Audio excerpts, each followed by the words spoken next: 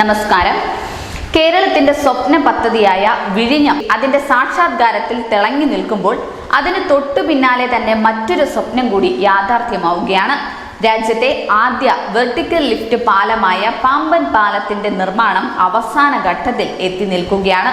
പാലത്തിന്റെ നിർമ്മാണ ജോലികൾ 2 മാസത്തിനകം പൂർത്തിയാക്കി.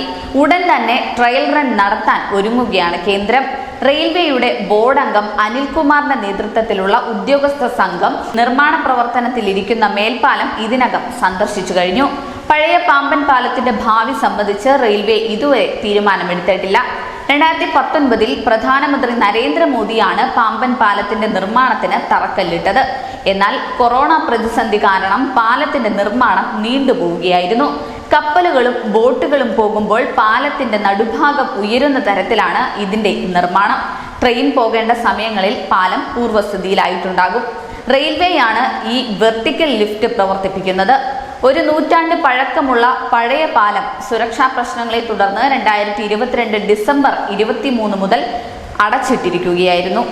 News desk news India Malayalam.